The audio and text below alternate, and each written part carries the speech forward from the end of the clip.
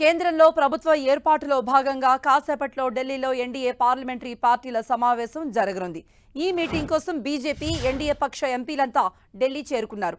ప్రస్తుతం ఢిల్లీలో ఉన్న Chandrababu, Pawan Kalyan NDA parliamentary party సమావేశంలో పాల్గొననున్నారు. నేతలంతా ఎన్డీఏ పక్ష నేతగా నరేంద్ర మోదీని ఎన్నుకోబోతున్నారు. ఎన్డీఏ పక్ష నేతల్ని ఉద్దేశించి పార్లమెంట్ సెంట్రల్ హాల్లో మోదీ ప్రసంగించనున్నారు. అనంతరం ఇవాళ రాత్రి 7 గంటలకు రాష్ట్రపతిని కలవబోతున్నారు. ఎన్డీఏ నేతలు ప్రభుత్వ ఏర్పాటుకు ఆహ్వానించాలని కోరనున్నారు. ఢిల్లీ నుండి మరిన్ని అప్డేట్స్ మా ప్రతినిధి గోపి లైవ్ లో అందజేయడానికి సిద్ధంగా ఉన్నారు. గోపి, మరి కాసేపట్లో పార్లమెంట్ సెంట్రల్ హాల్, పాత పార్లమెంట్ సంవిధాన్ భవన్ గా దాన్ని పిలుస్తున్నారు. ఆ పార్లమెంట్ భవనం సెంట్రల్ హాల్లో ఎన్డీఏ పక్ష నేతల ఎన్డీఏ పార్లమెంటరీ పార్టీ సమావేశం జరగబోతోంది. బీజేపీ అలాగే ఎన్డీఏ భాగస్వామ్య పక్షాలకు సంబంధించిన ఎంపీలంతా కూడా ఇప్పటికే ఈ సమావేశానికి హాజరయ్యేందుకు పార్లమెంట్ కు చేరుకున్నారు. మరి కాసేపట్లోనే చంద్రబాబు అలాగే టీడీపీ ఎంపీలు కూడా మరి కాసేపట్లో పార్లమెంట్ భవనానికి చేరుకుంటారు. సో లోక్సభ నేతగా మోదీని ఎంపిక చేయనున్నారు. లోక్సభ ఎంపీలంతా కూడా ఎన్డీఏ భాగస్వామ్య పక్షాల ఎంపీలంతా కూడా లోక్సభ నేతగా మోదీ పేరుని ఇటు బీజేపీ జాతీయ అధ్యక్షుడు జేపీ నడ్డా అలాగే చంద్రబాబు ప్రతిపాదించబోతున్నారు. అలాగే ఏకగ్రీవంగా ఎంపీలంతా కూడా ఇటు ఎన్డీఏ భాగస్వామ్య పక్ష ఎంపీలంతా కూడా 293 మంది అలాగే పలువురు ఇండిపెండెంట్ ఎంపీలు కూడా హాజరవుతున్నట్లుగా తెలుస్తుంది. సో వారు కూడా మోడీని తమ నేతగా ఎంపిక చేయబోతున్నారు. అలాగే మోదీ నాయకత్వాన్ని సమర్థిస్తూ ముఖ్యంగా అమిత్ షా అలాగే రాజ్నాథ్ సింగ్ తీర్మానాన్ని కూడా ప్రవేశపెట్టబోతున్నారు. అలాగే ప్రతిపాదనల అనంతరం అమిత్ షా అలాగే జేపీ నడ్డా అలాగే చంద్రబాబు, రాజ్నాథ్ సింగ్ ప్రసంగాలు ఈ సెంట్రల్ హాల్లో ఉండబోతున్నాయి. సో ఏకగ్రీవంగా మోదీని తమ నేతగా ఎన్నుకున్న తర్వాత ఇటు వీరి ప్రసంగాలు అనేవి ఉండబోతున్నాయి. అనంతరం మోడీ కూడా ఇటు ఈ లోక్సభ ఎంపీలందరినీ ఉద్దేశించి ప్రసంగించబోతున్నారు. పూర్తిగా మోదీని సెంట్రల్ హాల్ వేదికగా కూడా సన్మానించబోతున్నారు. సో ప్రస్తుతం ఎంపీలంతా కూడా నూతనంగా ఎలక్ట్ అయిన బీజేపీ అలాగే ఎన్డీఏ భాగస్వామ్య పక్ష ఎంపీలంతా కూడా ప్రస్తుతం పార్లమెంటుకు చేరుకుంటున్నారు. సో మరి కాసేపట్లోనే ఈ సమావేశం ప్రారంభం కాబోతోంది. వరుసగా కేంద్రంలో మూడోసారి ఎన్డీఏ ప్రభుత్వం కొలువు తీరబోతోంది. ఇప్పటికే ఎన్డీఏ భాగస్వామ్య పక్ష నేతలంతా కూడా ప్రధాని నివాసంలో సమావేశమై తమ నేతగా మోడీని ఎన్నుకున్నారు. ఇప్పుడు ఎంపీలంతా కూడా తమ ఎన్డీఏ లోక్సభ పక్ష నేతగా ముఖ్యంగా ప్రధానిగా ఉన్న నరేంద్ర మోడీని ఎంపిక చేయబోతున్నారు. అనంతరం తమ సంతకాలతో కూడిన మద్దతు లేఖను ఈరోజు సాయంత్రం రాష్ట్రపతి ద్రౌపది ముర్ముకి ఎన్డీఏ భాగస్వామ్య పక్షాలు రాష్ట్రపతి భవన్కు వెళ్లి అక్కడ ఆమెకు అందించబోతున్నారు. అనంతరం ప్రభుత్వ ఏర్పాటుకు ఆహ్వానించాల్సిందిగా కూడా ఆమెను కోరబోతున్నారు. రాష్ట్రపతి భవన్లోనే ఈ ప్రమాణ స్వీకార కార్యక్రమం ఉండబోతోంది. సో ఎంపీలంతా కూడా ఏకగ్రీవంగా ఎన్డీఏ లోక్సభ పక్ష నేతగా మోడీని ఎంపిక చేయబోతున్నారు. అలాగే మోడీకి సన్మాన కార్యక్రమంతో పాటుగా పార్లమెంట్ సెంట్రల్ హాల్ వేదికగా జేపీ నడ్డా, అమిత్ షా అలాగే చంద్రబాబు ప్రసంగాలు ఉండబోతున్నాయి. అలాగే మోడీ కూడా ఎన్డీఏ భాగస్వామ్య పక్ష ఎంపీలందరినీ కూడా ఉద్దేశించి ప్రసంగించబోతున్నారు. కృప గోపి, ప్రమాణ స్వీకార మహోత్సవానికి మనోహర్ లాల్ ఖట్టర్ దేశాధినేతలు కూడా రాబోతున్నారు, ఇతర దేశాల నుంచి కూడా రాబోతున్నారు అనేటువంటి సమాచారం ఉంది. ఎస్, అవును. భారత సరిహద్దు దేశాలకు సంబంధించిన నేతలంతా కూడా రాబోతున్నారు. భూటాన్, బంగ్లాదేశ్ అలాగే నేపాల్, మయన్మార్, మారిషస్ తో పాటుగా ఇటు శ్రీలంక ఈ దేశాధినేతలు కూడా ఈ ప్రమాణ స్వీకార కార్యక్రమానికి రాబోతున్నారు. అలాగే వివిధ దేశాధినేతలకు సంబంధించి ఢిల్లీలో ఉన్న ఎంబసీకి సంబంధించిన నేతలు కూడా ఈ ప్రమాణ స్వీకార కార్యక్రమానికి రాబోతున్నారు. సో ప్రస్తుతం చూసాం, కాసేపటి క్రితమే హర్యానా ముఖ్యమంత్రి మనోహర్ లాల్ ఖట్టర్ ప్రస్తుతం ఇటు పార్లమెంట్ వద్దకు చేరుకున్నారు. సో ప్రస్తుతం మనోహర్ లాల్ ఖట్టర్ ఇటు పార్లమెంట్ లోపలికి వెళ్తున్నారు. సో ఈ విధంగా ఈరోజు ఈ ఎన్డీఏ భాగస్వామ్య పక్షాల సమావేశానికి ఇటు కేవలం ఎన్డీఏ భాగస్వామ్య పక్షాల ఎంపీలే కాదు, ఇటు ఎన్డీఏ భాగస్వామ్య పక్షాల్లో ఉన్న నేతలు, ఆయా పార్టీలకు సంబంధించిన అధినేతలు అలాగే ఇటు బీజేపీ పదాధికారులు, సీనియర్ నేతలందరినీ కూడా ఆహ్వానించడం జరిగింది. బీజేపీ పాలిత రాష్ట్రాల ముఖ్యమంత్రులు కూడా ఈ ఎన్డీఏ పార్లమెంటరీ పార్టీ సమావేశానికి హాజరవుతున్నారు. సో మోడీని వరుసగా మూడోసారి తమ ప్రధానిగా ఎంపిక చేస్తున్నారు కాబట్టి సో నేతలంతా కూడా ప్రస్తుతం పార్లమెంటు భవనానికి చేరుకుంటున్నారు. సో వరుసగా మూడోసారి నరేంద్ర మోడీ ప్రధాని కావడం పట్ల బీజేపీ అలాగే ఎన్డీఏ భాగస్వామ్య పక్షాలంతా కూడా హర్షం వ్యక్తం చేస్తున్నాయి. అయితే ఇక్కడ మనం ఒకటి గమనించాలి, ఇండియా బ్లాక్ ప్రభుత్వ ఏర్పాటుకు సిద్ధంగా లేదు అన్నది ఇండియా బ్లాకే ప్రకటించడం జరిగింది. సరైన సమయంలో సరైన నిర్ణయం తీసుకుంటామని చెప్పారు. ఎందుకంటే వారికి సంఖ్యాబలం లేదు. ఇటు జేడీయూ అలాగే టీడీపీ ఇతర భాగస్వామ్య పక్షాలని తమ వైపుకు తీసుకుంటే కనుక ఖచ్చితంగా సంఖ్యాబలం వచ్చే అవకాశం ఉంటుంది. కానీ ఆ ప్రయత్నాలు కూడా వీళ్ళు చేయలేదు. ఎందుకంటే నితీష్ కుమార్ మొదటి నుంచి ఇండియా కూటమిలో ఉండి ఆఖరి నిమిషంలో ఎన్డీఏ వైపుకి రావడం జరిగింది. అలాగే 2019లో చంద్రబాబు రాహుల్ గాంధీ వెంట వెళ్లారు ఎలక్షన్స్లో. కానీ ఆ తర్వాత మారిన రాజకీయ సమీకరణాల దృష్ట్యా మళ్ళీ ఎన్డీఏ కూటమిలో భాగంగా మళ్ళీ ఈ లోక్సభ ఎలక్షన్స్ అలాగే ఏపీలో అసెంబ్లీ ఎలక్షన్స్ పోటీ చేశారు. కాబట్టి సో వాళ్ళని మాట్లాడించేందుకు కూడా ఇండియా కూటమి నేతలు ముఖ్యంగా వాళ్ళు మాట్లాడడానికి కూడా నిరాకరించిన పరిస్థితి ఉంది. సో ప్రభుత్వ ఏర్పాటుకు తమకు కావాల్సిన సంఖ్యాబలం లేదని చెప్పి వాళ్ళు ప్రభుత్వ ఏర్పాటుకు ముందుకు రాలేదు. సో ఎన్డీఏ మాత్రం తమకు కావాల్సిన సంఖ్యాబలం ఉందని చెప్పి ఇటు ఎన్డీఏ భాగస్వామ్య పక్షాలుగా ఇటు ప్రీపోల్ అలయన్స్ లో భాగంగానే వీరంతా కూడా ఎలక్షన్స్ లో పోటీ చేయడం జరిగింది. కాబట్టి సో ప్రస్తుతం ఎన్డీఏ భాగస్వామ్య పక్షాలతో కలిపి ప్రస్తుతం ప్రభుత్వాన్ని ఇటు ఏర్పాటు చేస్తున్నారు. అలాగే తమ నేతగా కూడా ఏకగ్రీవంగా నరేంద్ర మోడీని ఈరోజు పార్లమెంట్ సెంట్రల్ హాల్ వేదికగా లోక్సభ పక్ష నేతగా ఎంపీలంతా ఎన్నుకోబోతున్నారు. అనంతరం ఆ ఎన్నుకున్న విషయాన్ని రాష్ట్రపతికి సమాచారం ఇచ్చి ఎంతమంది ఎంపీల మద్దతుతో ప్రభుత్వాన్ని ఏర్పాటు చేస్తున్నామన్న సమాచారాన్ని కూడా రాష్ట్రపతికి ఈరోజు సాయంత్రం ఇవ్వడం జరుగుతుంది. గోపి, స్వతంత్ర అభ్యర్థుల మద్దతు కోరే అవకాశం కూడా ఉందా? బయట నుండే వాళ్ళు మద్దతు ఇస్తారా, లేకపోతే వాళ్ళు కూడా ఎన్డీఏలో చేరే అవకాశం ఉందా?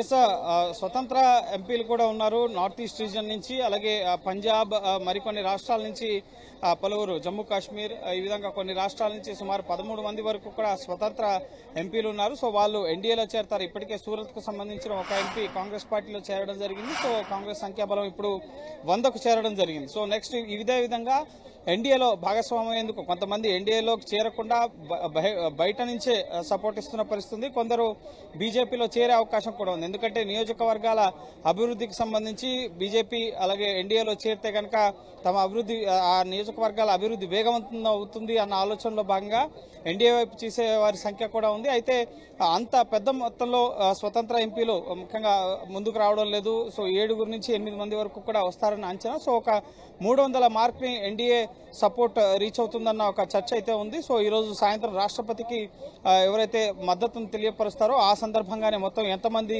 ఎంపీల మద్దతుతో ఈ ప్రభుత్వం ఏర్పడబోతుంది అన్నది ఒక స్పష్టత వచ్చే అవకాశం ఉంది. నార్త్ ఈస్ట్ రీజన్ లోని కొన్ని నియోజకవర్గాలకు సంబంధించిన ఎంపీలు, స్వతంత్ర ఎంపీలు ఎన్డీఏకి మద్దతు ఇస్తున్నట్లుగా తెలుస్తుంది. సో ఇండియాలో భాగస్వాములు అవుతారా, లేక బయట ఉంటారా, లేక బీజేపీలో చేరతారనేది కూడా స్పష్టత రావాల్సి ఉంది. సో ఓవరాల్ గా అయితే 300 మార్క్ తో ఆ సంఖ్యాబలంతో అయితే కేంద్రంలో వరుసగా 3వసారి ఎన్డీఏ ప్రభుత్వం ఏర్పడబోతున్నట్లుగా తెలుస్తోంది. సో ప్రస్తుతం ఈ సమావేశంలో ముఖ్యంగా కొన్ని తీర్మానాలు, నరేంద్ర మోడీని తమ లోక్సభ పక్ష నేతగా ఎంపిక చేసే తీర్మానాన్ని రాజ్నాథ్, అమిత్ షా ప్రవేశపెడతారు. సో అలాగే ఇటు చంద్రబాబు అలాగే నడ్డా, ఇటు అమిత్ షా కూడా ప్రసంగించబోతున్నారు. సో వారు ఏం ప్రసంగిస్తారు అనేది కూడా కొంత ఆసక్తి నెలకొంది. అలాగే నరేంద్ర మోడీ కూడా నూతనంగా ఎంపీలైన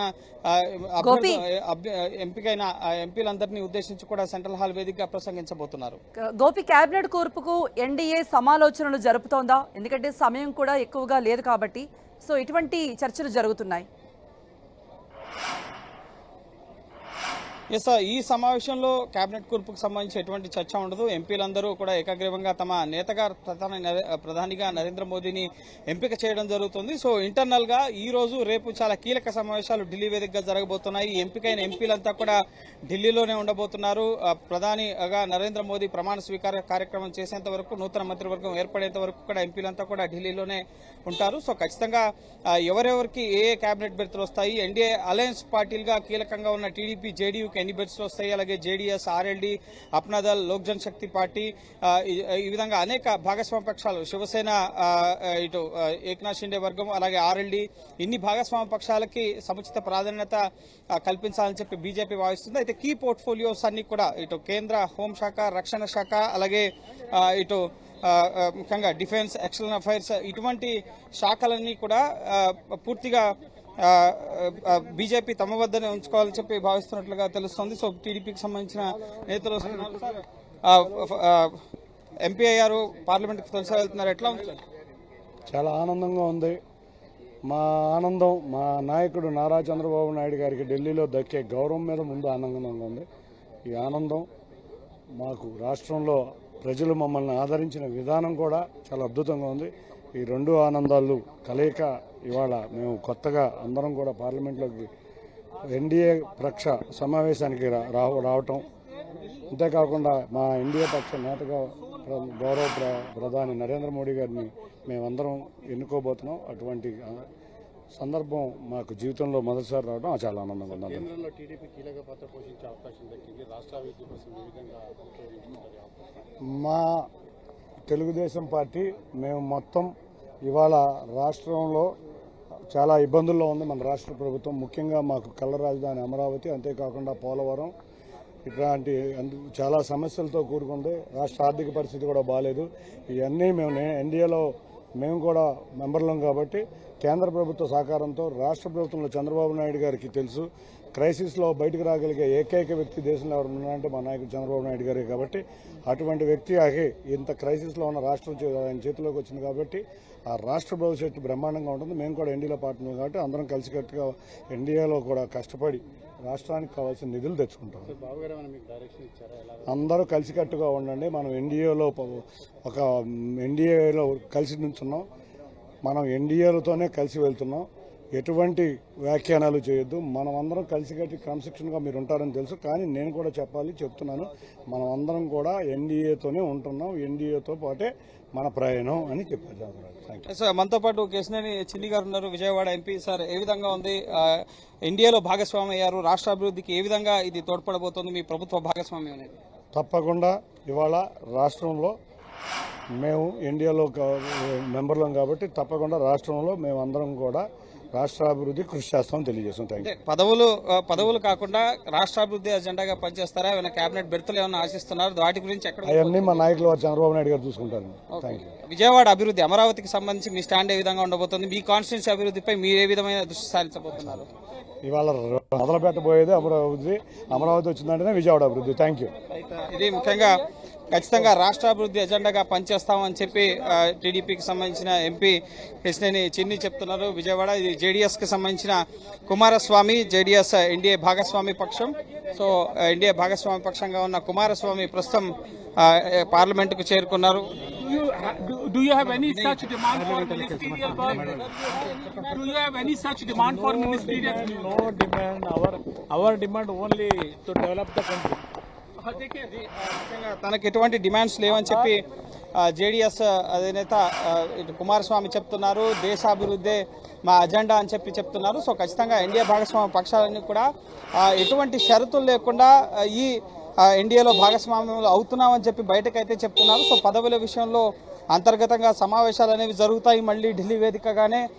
సో ఈ 2 రోజుల్లో 48 గంటల్లో కేంద్ర కేబినెట్లో ఎవరెవరికి స్థానం దక్కబోతోంది, ఎన్డీఏ భాగస్వామ్య పక్షాలుగా వారికి ఎటువంటి సముచిత ప్రాధాన్యత ఇటు బీజేపీ కల్పించబోతోంది అనేది స్పష్టత రాబోతోంది. 9వ తేదీ సాయంత్రం 6 గంటలకి ప్రధానిగా నరేంద్ర మోడీ ప్రమాణ స్వీకారం ఉంటుంది కాబట్టి సో ఆయనతో పాటే మంత్రిమండలి ప్రమాణ స్వీకార కార్యక్రమాలు కూడా ఉంటాయి కాబట్టి సో ఖచ్చితంగా ఆ లోపు ముఖ్యంగా 9వ తేదీ మధ్యాహ్నం లోపు ఎవరెవరు మంత్రులుగా ప్రమాణ స్వీకారం చేస్తున్నారనేది ప్రధాని కేబినెట్ కార్యదర్శి నుంచి కాల్ వెళ్లడం జరుగుతుంది. సో అప్పుడే ఎవరెవరికి ప్లేస్ దక్కబోతుంది అనేది మనకి స్పష్టత వచ్చే అవకాశం ఉంది. సో ప్రస్తుతం అయితే ఎన్డీఏ ఎంపీలంతా కూడా హర్షాన్ని వ్యక్తం చేస్తున్నారు. ప్రభుత్వాన్ని ఏర్పాటు చేసినందుకు తమ మద్దతు ఎన్డీఏ కొనసాగుతుందని చెప్పి కూడా వారు స్పష్టం చేస్తున్నారు. రైట్ గోపి, బీజేపీ ఎంపీలు ఎన్డీఏ మిత్రపక్ష నేతలంతా కూడా ఇప్పటికే ఢిల్లీ